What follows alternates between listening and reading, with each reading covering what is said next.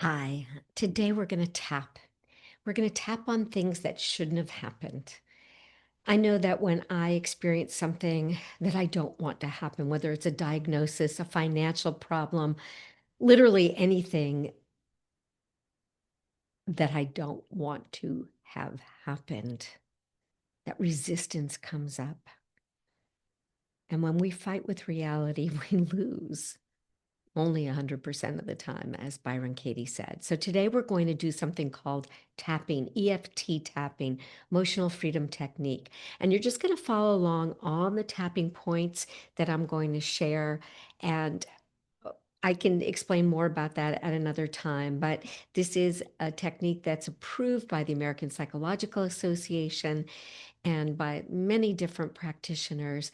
The point being, it doesn't solve a problem, but it does lower your stress response. And when you're chronically stressed, you're not able to make good decisions. The brain is offline, it gets hijacked by your emotions. And that stress response literally makes your prefrontal cortex go bonkers.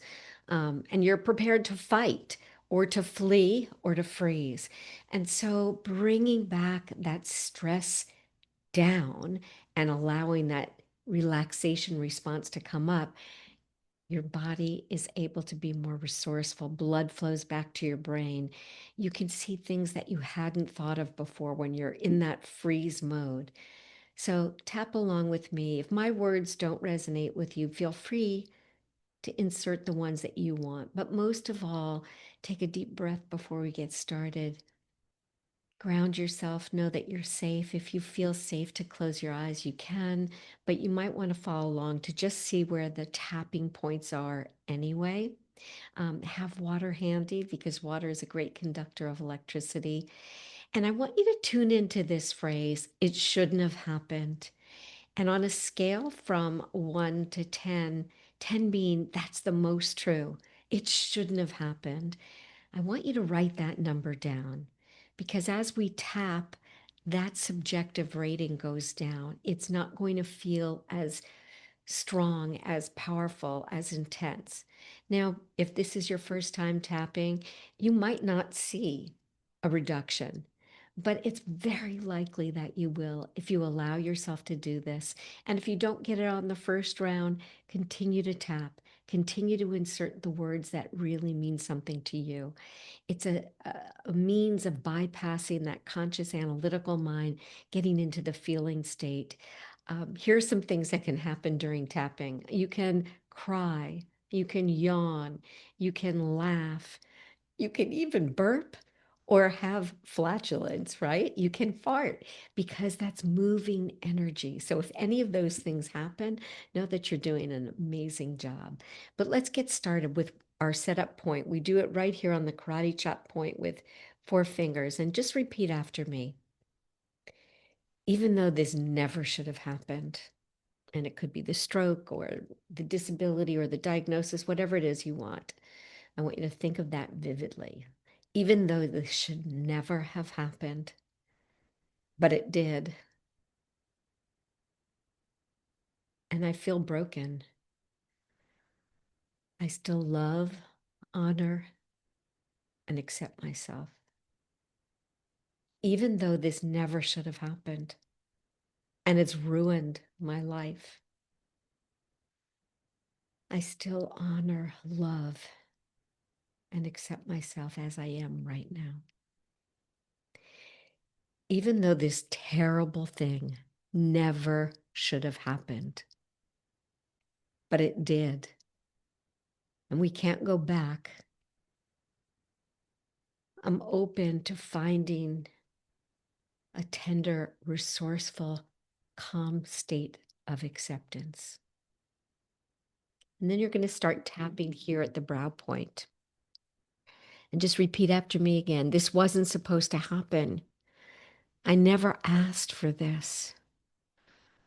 Part of me still fights this and aches for my life before. Sometimes I feel angry and sad and really bitter. My heart wants to make sense of this again, and I just can't. Sometimes I think that if I start to cry, I might never stop, that I might never feel whole again. And I honor and accept that thought. But what if I could stop fighting and just take a breath? What if I could tune into my feelings and just let them be? What if I could notice where I felt the sadness, whether it was in my gut or my chest or my throat? Sometimes it's in the head. What if I could just allow that? Notice it. Breathe through it.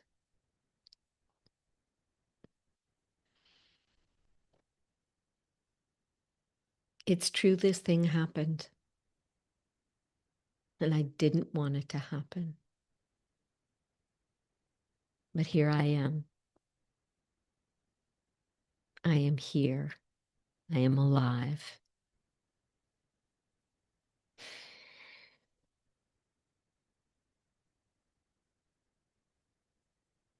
I wonder if I can find anything in the mess. Any wisdom, any teaching. I don't think I can. I think I just want my old life back. But I can't get my old life back.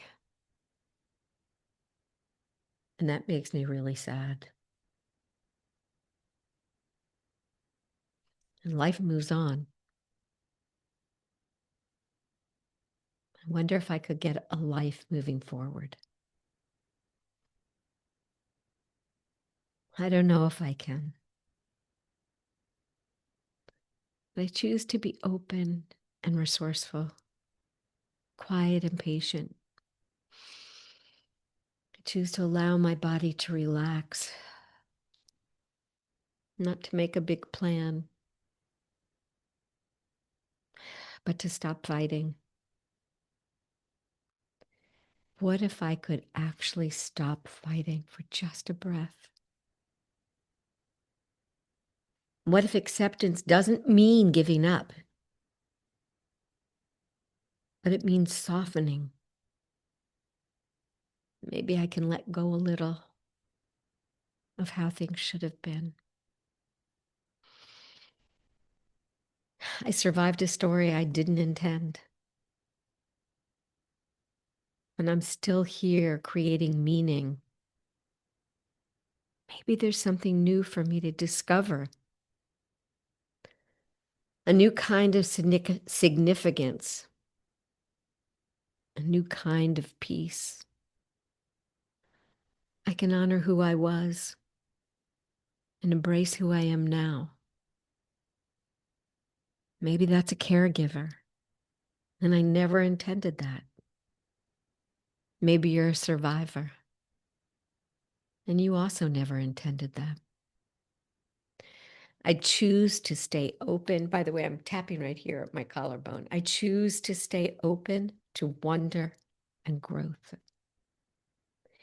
To the top of the head, I choose self-acceptance, curiosity, and a new beginning. Take a deep breath in. I want you to put one hand on your heart. Actually, both hands on your heart if you can. One hand is fine. And I want you to end with this affirmation.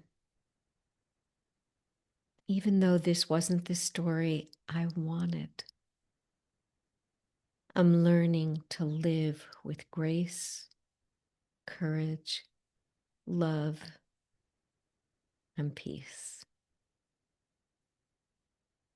I just want you to feel your heart, your brain, and your gut all connected by a golden thread. I want you to say peace, and I want you to go drink some water and let me know how this was for you. Take care.